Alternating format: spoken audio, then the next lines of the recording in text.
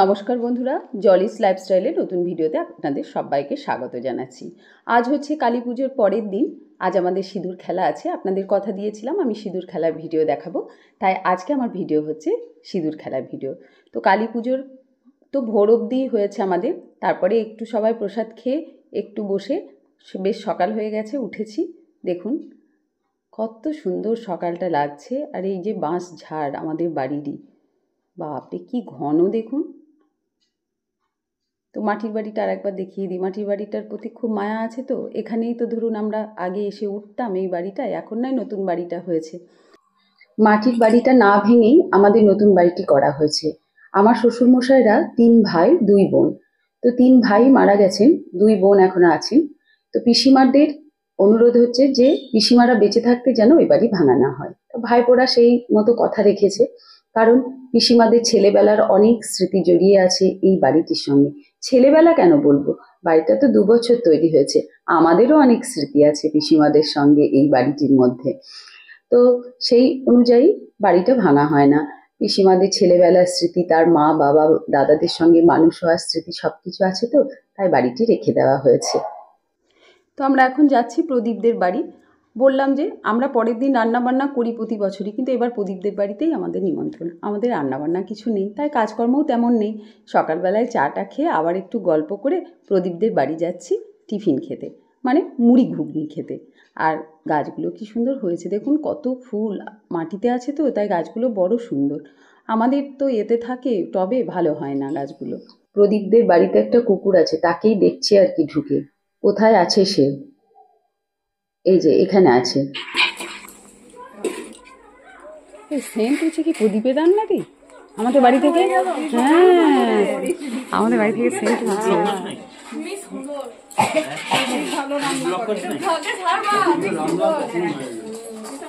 ব্লগে ছাড়বো বলেই তো তুলছি তোদের সব। হ্যাঁ হ্যাঁ হ্যাঁ হ্যাঁ। তো এটা আমার আর একটা যা, মানে সুদীপের বউ সঞ্চিতা, ওর নাতনিকে কোলে নিয়ে আছে। বাচ্চাটার চোখে অ্যালার্জি হয়েছে, খুব কষ্ট পাচ্ছে বাচ্চাটা দেখুন। আর এটা হচ্ছে পপি, প্রদীপের বউ। তো পপি আমাদেরকে খেতে দেবে, তাই রেডি হচ্ছে। আর এটা হচ্ছে পপি আর সঞ্চিতাকে সারাদিন যে হেল্প করে সেই বৌদি। তো বৌদি ছবি তুলবো বলেছি, তাই খুব হাসি হচ্ছে, তোলো তোলো। খুব ভালো, গ্রামের লোক খুব সরল হয়, সহজ সরল, কি ভালো ব্যবহার দেখুন। আমি একটু ছবি তুলবো বলেছি, তাই মাথায় ঘোমটা নিয়ে এখানে দাঁড়িয়েছে, লজ্জাও পাচ্ছে একটু। তা আমি বললাম দেখো আমি ইউটিউবে ছাড়বো, তুমি তোমার ছবিটা তিয়াশার কাছে দেখতে পাবে। আর এই দেখুন দেওয়ালে ঘুঁটে দেওয়া। শহরের অনেক লোকই তো ঘুঁটে দেওয়ার ব্যাপারটা জানে না, তাই আপনাদের একটু দেখালাম। এটা আশ্চর্য কিছু নয়, গ্রামে সব বাড়িতেই ঘুঁটে থাকে। আগে তো আরও দেখা যেত। আগে যখন গ্যাস ছিল না, তখন তো এইসব জিনিস ধরিয়েই উনুনে রান্না করা হতো, তাই নয়? পপি দিচ্ছে আমাদেরকে। বাবা আর বিজয়ের দিকে দিও না, কঠিন ব্যাপার, আমাকে অর্ধেক করে দেয় একদম। আমারও তোল, আমার তোল, আমার তোল। আমাকে বিচন দিয়ে নারী কলায় সব ওকে চাইবি, সব পপি। এই আমার এই সব পপি কিচেনের, বুঝলি? আমি দুটো গাছ লাগাবো আর কি, সব পপি কিচেন, বুঝলি? পপি ভালো তো, গাছপালা লাগিয়েছে দেখো, দেখতেও ভালো লাগছে। তাই বুড়ির ইয়েটা গেছে, ধনে পাতা না? হ্যাঁ হ্যাঁ, এটা বড় হয়ে গেছে, কত বড় একদিন দিয়েছিল। ব্যাস ব্যাস, আফসোস করতে হবে না নিলে নাকি? কাছে থাকলে পেতা এক দুদিন অন্তর অন্তরই গেলি ফুলটা দিতে না, ভালো লাগে না। আমি পুচকুটাকে একটু কোলে নিতে যাচ্ছি, ও আমাকে না দেখেই কাঁদতে লাগছে। ও নাকি পপির কোলে থাকতে খুব ভালোবাসে, পপির কোল থেকে কারোর কোলে যায় না। তো আমাদের খাওয়া দাওয়া হয়ে গেল। এবার আমাদের কালীবাড়ি যেতে হবে সিঁদুর খেলা করতে। ওদিকে আবার রঘুনাথকেও আরেকবার প্রণাম করে আসতে হবে বাড়ি যাওয়ার আগে। আর আপনাদের দেখাবো বলেছি রঘুনাথের ঘরটা, তো সেই জন্য এবার বাড়ি যাব। চলুন বাড়ি যাই, তারপর আবার কাপড় ছেড়ে চললাম কালীতলা সিঁদুর খেলা করতে।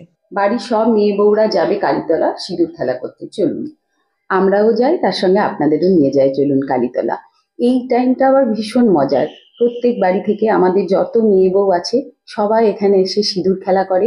বাড়ির মেয়েরা ব্যান্ডের সঙ্গে নাচে, খুব ভালো লাগে। দেখুন আপনাদেরও ভালো লাগবে।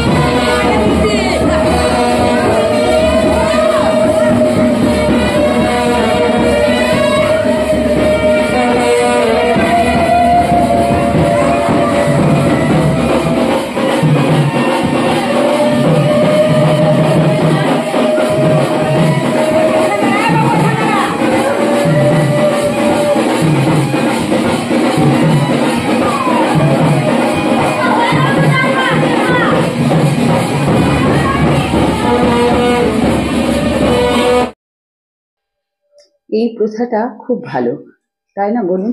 সব বাড়ির মেয়ে বউ যত বংশের আছে সবার সঙ্গে আর একবার এখানে দেখা হয়। মানে রাত্রে তো অনেকজন উপোস করে না, মাকে বসিয়ে দেওয়ার পর ঘট আসার পরই বাড়ি চলে যায়, সেইভাবে তাদের সঙ্গে দেখাও হয় না। তবে এই সিঁদুর খেলায় সবার সঙ্গে দেখা হয়, খুব ভালো লাগে। 7 পাক ঘুরে মাকে প্রণাম করে নিলাম। এবার বাড়ির মেয়েদের নাচ দেখায়, চলুন।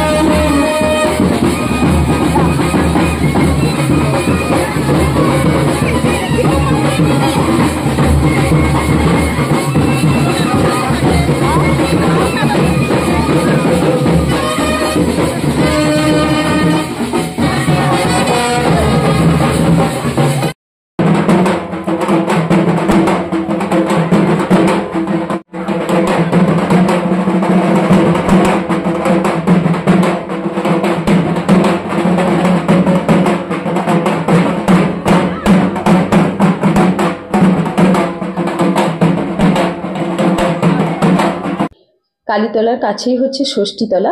তো ষষ্ঠীতলাটা একবার ঘুরে প্রণাম করে যাই। আবার সেই 1 বছর পর আসবো, মা ষষ্ঠীকে প্রণাম করে যাই। সকলকে ভালো রেখো মা। আর একবার ঘুরিয়ে দেখায় আপনাদের, খুব সুন্দর। দেখুন কয়েকটা সিঁড়ি উপরে উঠে ষষ্ঠীতলাটা, আর চারিদিকটা খুব খুব সুন্দর করে ঘেরা আছে রেলিং দিয়ে, খুব ভালো, দেখতেও খুব ভালো লাগছে। তো চলুন ষষ্ঠীতলাটাও এক পাক ঘুরে নিই। এখানে হচ্ছে নিয়মই হচ্ছে, মানে মায়ের কাছে যেমন 7 পাক আমরা সব মেয়ে বউরা ঘুরলাম, তেমনি ষষ্ঠীতলাটাও নাকি এক পাক ঘুরে নিতে হয়। তো চলুন, যেটা নিয়ম সেটা তো করতেই হবে। তো এক পাক ষষ্ঠীতলাটা ছর্দিতে আমাতে ঘুরে নিচ্ছি। আর নিচে আমার দায়িত্ব তো যা দাঁড়িয়ে আছে, কারণ ওর কালো সোচ ও উঠতে পারেনি। এখন আমরা এলাম আমাদের রঘুনাথের ঘর। এই রঘুনাথ হচ্ছেন আমাদের কুলদেবতা। তো এই ঘরে আমাদের নিত্য নারায়ণের পুজো হয়। রঘুনাথ হচ্ছে নারায়ণ। তার সঙ্গে এখানে ধর্মরাজেরও আছে, মানে ঘোড়া মূর্তি এগুলো। আবার এইদিকে আমাদের মা লক্ষ্মীর থাকেন। মা লক্ষ্মী আমরা বলি না যে আলাদা আমাদের ভাগ হয়নি, ঘর পেতে পুজো করতে নেই। এই দেখুন, এই দুটো হাঁড়িতে ধান কড়ি সমস্ত কিছু রাখা আছে।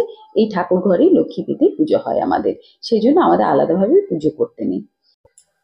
রঘুনাথকে একবার প্রণাম করে নিই। জয় বাবা, জয় রঘুনাথের জয়। সকলকে ভালো রেখো।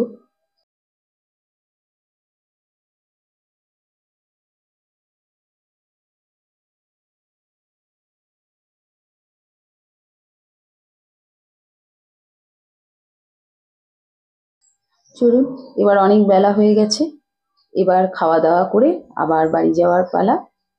তো আমরা চলে এসেছি প্রদীপদের বাড়িতে। প্রদীপদের বাড়িতে আমরা এখন ভাত খাবো।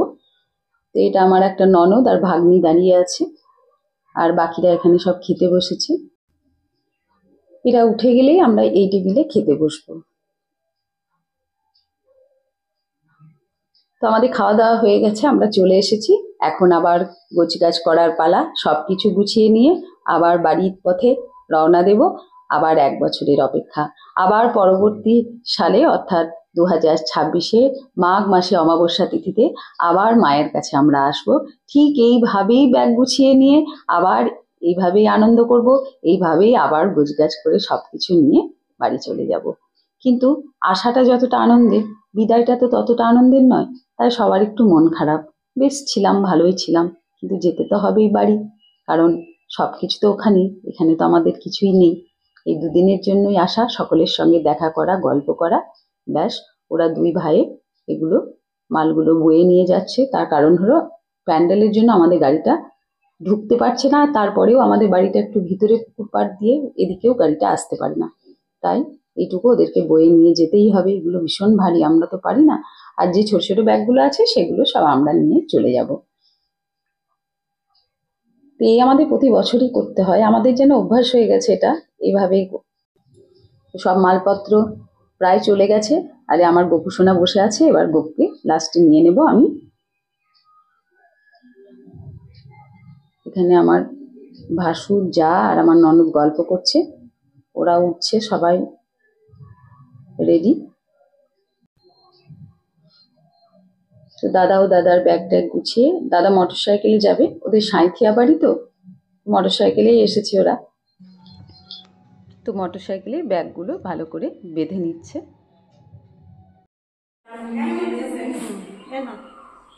আর একজনের জ্যাকেট আছে, ব্যাগটা হ্যাঁ পরেনি, ভাইরা কে বলে ভাইয়ের জ্যাকেট।